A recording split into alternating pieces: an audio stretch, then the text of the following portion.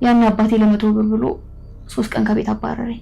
ችግር ውስጥ መሆኔን ሲያውቅ ግን በሬዎችን ሸጦ ተበድሮ 500 ሺህ ብር ከፈለልኝ። አባትሽ ሞኝ ነው፣ መክፈል አልነበረበት። ልጅ ምናምን የሚባል ነገር ማሰብ ራሱ ከአይምሮ ማውጣት ነበረበት። ብቻሽን ነው የተወለድሽው፣ ብቻሽን ነው የምትሞቺው። ስለሰው ቀድጄ ልበሰው ሲባል ዘመድ ታውቂያለሽ፣ ሰው ምንም አያደርግልሽ።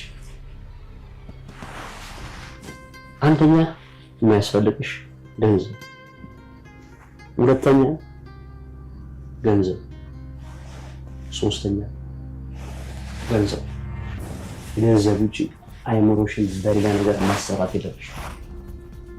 አብሮነት ምናምን የሚባለው ነገር ባይዘው ውሸት።